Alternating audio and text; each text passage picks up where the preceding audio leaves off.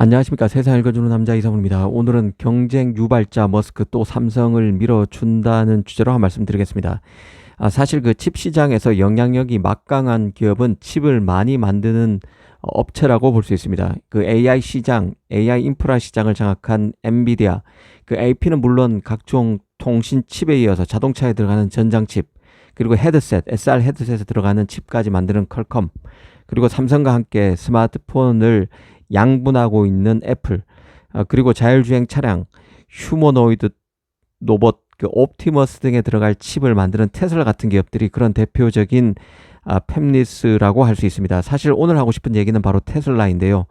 일론 머스크는 최근 자신의 AI6 칩을 만들 기업으로 삼성 이나노 파운드리를 선택했습니다. 칩의 제작 기간은 2033년까지고 수주 규모는 165억 달러에 이르는 초대형 계약입니다. 머스크가 삼성을 선택했던 이유는 삼성이 원스톱 서비스가 가능하다는 점 때문이었습니다. 삼성은 파운드리만 하는 업체가 아니죠. 이 칩의 성능이 고도화되면서 프로세서 역할을 이미 메모리가 일부 담당하는 상황까지 왔습니다.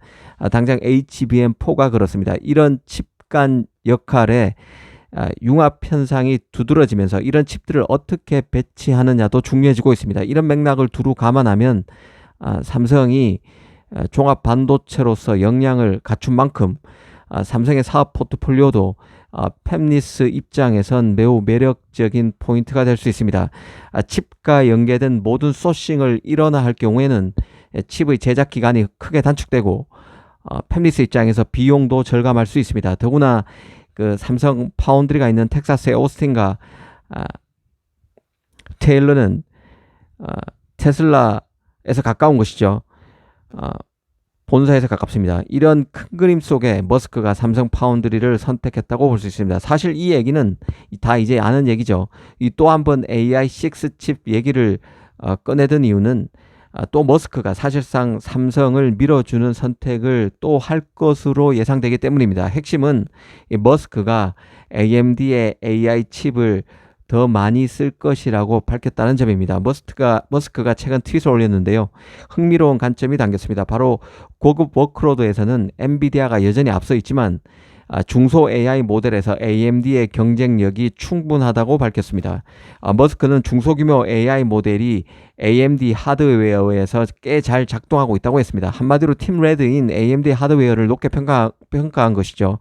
머스크의 업로드 내용은 많은 점을 시사한다는 생각인데요. 특히 머스크가 갖고 있는 인공지능 스타트업인 xAI가 AI 모델의 AMD의 인스팅트 GPU를 이미 활용하고 있는 상황인데요. 앞으로 더 많은 인스팅트 GPU를 쓸 것임을 예고했다고 볼 수 있다는 게 개인적인 판단입니다.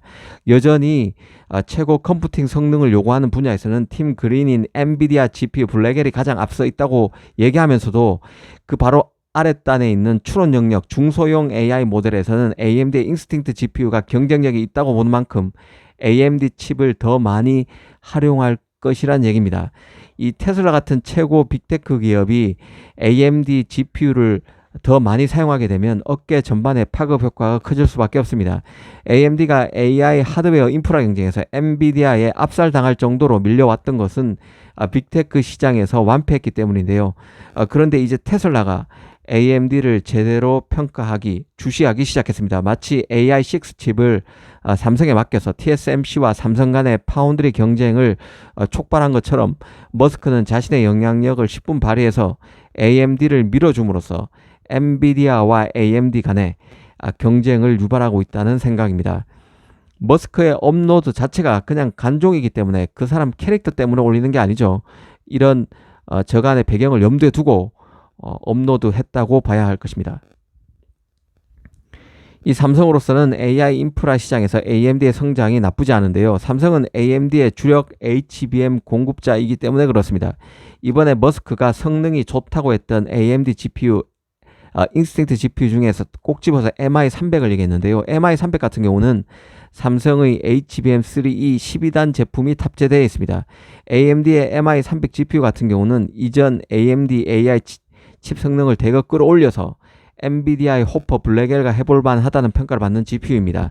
이 삼성으로서는 HBM3 12단은 그냥 8단 제품도 지금 엔비디아로부터 최종 OK 사인을 받았는지가 오리무중인데요. 일각에서는 아직 못했다. 또 일부 외신에서는 이미 했다는 얘기도 나오고 있는 상황이지만 공식화된 것은 없습니다. 하지만 AMD에는 HBM3E 8단과 12단 모두를 납품하고 있는 것으로 오피셜로 확인된 상황입니다. 그런 관점에서 보면 머스크의 AMD 칩 러브콜은 삼성 입장에서는 기분 좋은 소식이죠. 사실 그 AMD는 리사수의 리더십이 강고한 업체입니다. 리사수는 틈만 날 때마다 AMD의 인스팅트 GPU가 AI 산업 초기에 필요한 학습 능력에서는 엔비디아 GPU에 밀릴지 몰라도 추론 능력에서만큼은 엔비디아 칩보다 뛰어나다고 주장해 왔습니다. 이런 리사수의 자신감이 머스크의 평가로 재평가받을 가능성이 있다는 생각입니다. 앞서 사티아 나델라 같은 그 MS CEO도 가장 가성비 뛰어난 GPU로 AMD의 인스팅트 MI300 GPU를 꼽은 적이 있습니다. 실제 MS도 자신의 서버에 대거 AMD GPU를 탑재하기도 했습니다.